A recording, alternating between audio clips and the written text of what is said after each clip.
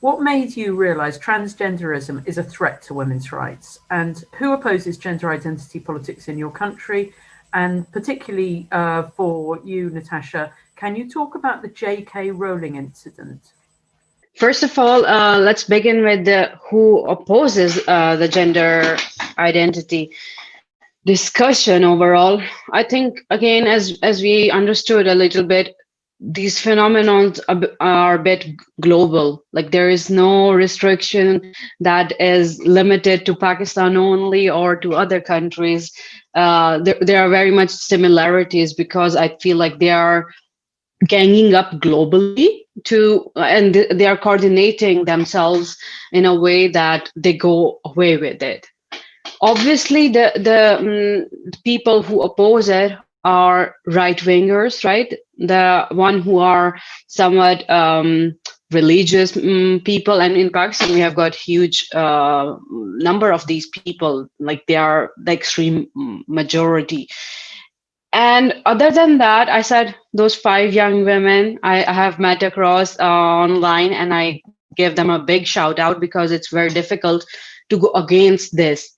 It's literally like a tiny fish that is going against the stream, because the mainstream. I think that's how we say it. Because as I mean, like the feminism which we see in Pakistan, it is that, it's just liberal feminism, and already that is being attacked by the right wingers so much that I, as a feminist, I have to protect myself as just any kind of feminist, because I'm hated as a woman. The hatred is just so blunt and so present that I keep on questioning myself. Then, on the other hand, the idea of liberation, which I am told and which I'm gifted, is from this Western liberal feminism, which is telling me to, inclusivity mean including mostly men, but don't even care about or think about minority of women who needs to belong in my feminism. We do not care about it. We do post about Black Lives Matters, but within our country, within our region, if you have a dark skin, you cannot belong to the upper class, or you cannot belong to the woke feminist discussions and have the same importance as these rich woke feminists, and so many titles they want to put in front of their names.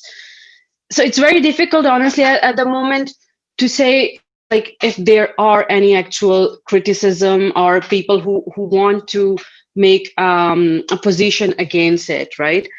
And J.K. Rowling in all this has a very important role. I really want to like someday sit down and write her a letter that, she has helped a lot of people start thinking. The first question was that how, like, what made me understand the problem of transgenderism, why it is dangerous for women's rights. It's a little bit related to J.K. Rowling, and even before that, I was introduced to some of my really, really good friends, and whom I consider mentor in within European network of migrant women. And we have got this group called Radical Girls. I think some of the radical feminists know that group, right? And that group and those certain women, they helped me introduced to the argument. Then it was my personal research, and it's just depressing. First of all, I don't know, I think it's going to be like universal feeling, my god, it's depressing.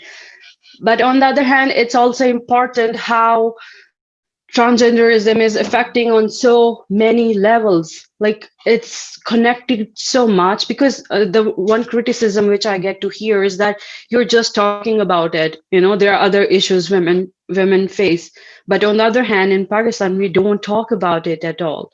And this is where J.K. Rowling come in, that when the first time J.K. Rowling gave her, I think it was in April, May, like few months ago, when she tweeted about sex being a reality. I mean, big science. I mean, wow. And we as page, like it was just me honestly, but we posted this statement about how it's relevant and why to womanhood and women in global perspective it should be an issue. And people started canceling out, and it was a great pressure on me personally, because then a lot of my liberal leftist people whom I respected so much, they went out and shouted out against me, and like individually. I have never done activism on my personality, but the criticism which I got, it was individually pointing finger at me.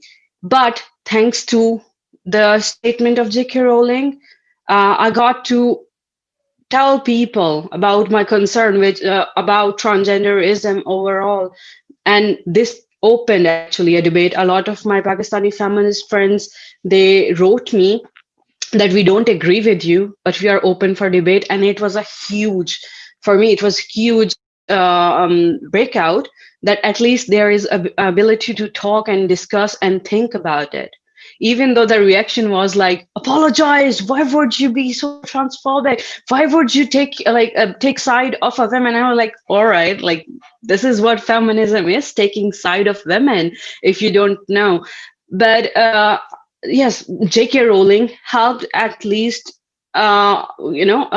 people to talk about their concerns, their issues. And I know some women who were, actually myself as well, like we are the verge of diving into the liberal feminism, but that those 2-3 women who are sane, they pull you out, and you feel again empowered in a very different and a very beautiful way.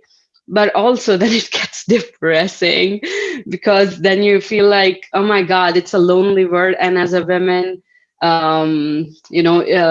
especially in a context like Pakistan, where these 5 women, they are not even living together, and they see this reality from this political consciousness of feminism. It's really sad for us. Like, I don't live in Pakistan.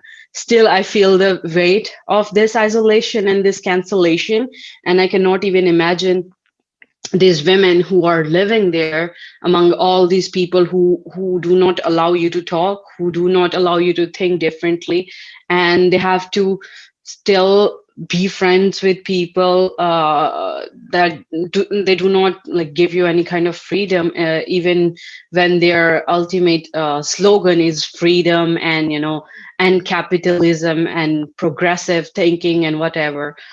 I think I went a bit everywhere, but yeah, all hail J.K. Rowling, and thanks a lot to J.K. Rowling.